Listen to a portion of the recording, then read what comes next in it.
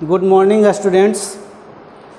आज के हम लोग इस क्लास में मेन रूप से 3 पॉइंट पर बात करेंगे, जिसमें से पहला है इक्विवेलेंट रेजिस्टेंस, दूसरा है कॉम्बिनेशन ऑफ रेजिस्टेंस और तीसरा सीरीज कॉम्बिनेशन पर।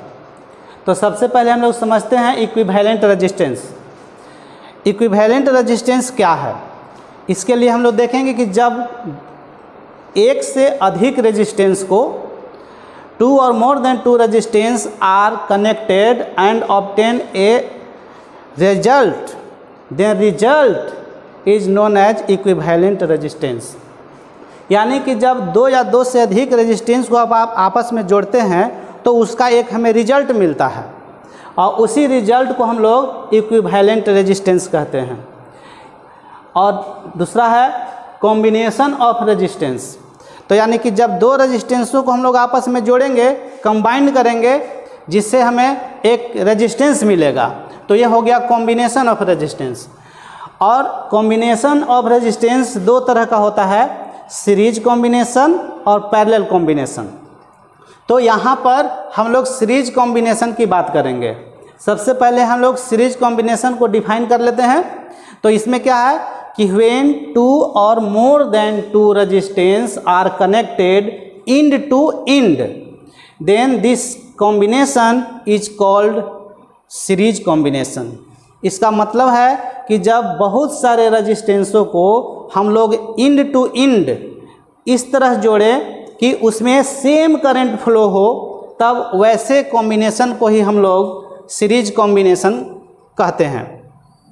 अब सीरीज कॉम्बिनेशन में रिजल्टेंट रेजिस्टेंस क्या होता है, इसके लिए हम लोग यहाँ पर एक डायग्राम बनाए हैं। इसमें क्या दिखाया गया है कि हम लोग सपोज करते हैं कि 3 resistance R1, R2 and R3 connected in series with a battery B and a key K। तो इस तरह से हम लोग 3 रेजिस्टेंस को, एक बैटरी को और एक की को आपस में सीरीज में कनेक्ट कर लेते हैं वायर की सहायता से। फिर है कि when the circuit is closed then same current flow through the all resistance. यानी कि यहाँ पर जैसे हम लोग स्विच को ऑन करते हैं तो इस पूरे सर्किट से एक करंट फ्लो होता है जो I है, और यहाँ पर सारे रेजिस्टेंस का जो करंट है सेम होगा। यहाँ भी देख लीजिए I है, यहाँ भी I है। अब क्या है कि अब पहले रेजिस्टेंस के लिए हम लोग ओम का लॉ जो है अप्लाई करते हैं। हम मान लेते हैं बैटरी का पोटेंशियल भी है, तो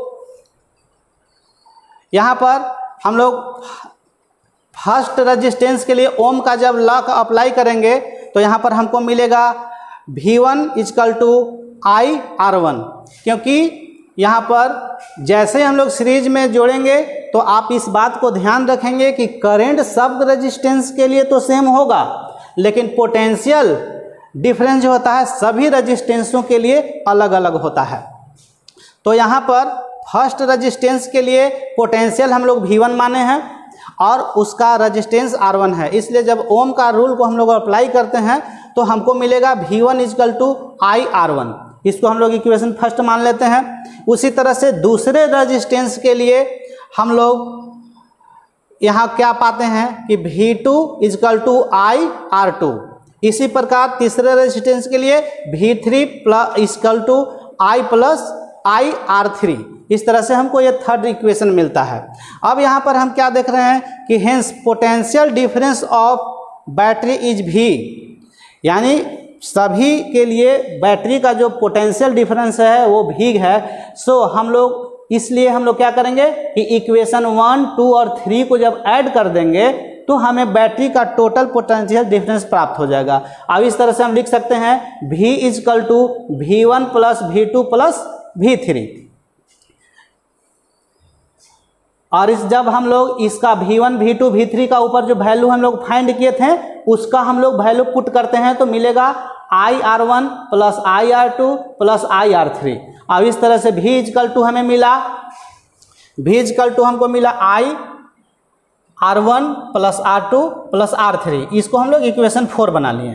अब हम लोग यहाँ पर एक सपोज करते हैं कि if equivalent resistance of all resistance is R, अगर तीनों रेजिस्टेंसों का इक्विवेलेंट रेजिस्टेंस यदि R हो और अगर उसे उस सर्किट में जोड़ दिया गया है तो उसका टोटल पोटेंशियल डिफरेंस जो होगा वो बैटरी के पोटेंशियल डिफरेंस के इक्वल होगा, और उस स्थिति में उसमें उतना ही करंट फ्लो होगा जितना कि तीनों रेजिस्टेंस को जोड़ने पर उससे करंट फ्लो करता था। तो इस कंडीशन में हम लोग जो भी उसमें करंट फ्लो करेंगे वो I होगा और उसका इक्विवेलेंट रेजिस्टेंस R है और पोटेंशियल डिफरेंस टोटल भी है। तो यहाँ पर जब हम लोग ओम्स रूल को अप्लाई करेंगे तो हम लोग को मिलेगा V इजकल टू IR। तो यहाँ पर हम क्या देख रहे हैं कि इक्वेशन 5 और इक्वेशन 4 में V इजकल टू ये आया है और V इजकल टू यहाँ ये आया है। तो इस तरह से ये दोनों हम देख रहे हैं कि आपस में इक्वल है।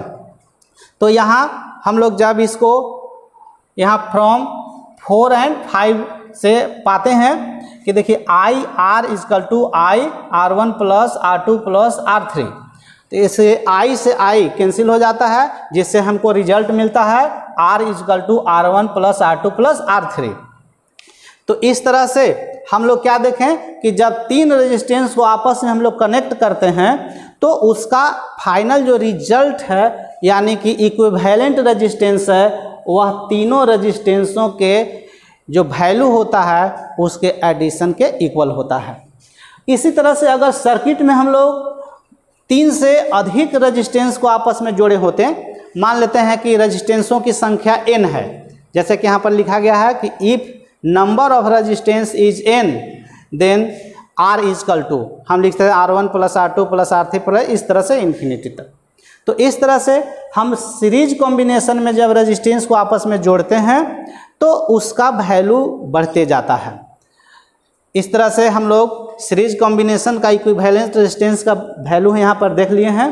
अब नेक्स्ट क्लास में हम लोग पैरेलल कॉम्बिनेशन को देखेंगे, उसमें जो रिजल्ट आएगा उसको बाद में हम लोग समझेंगे। Thank you.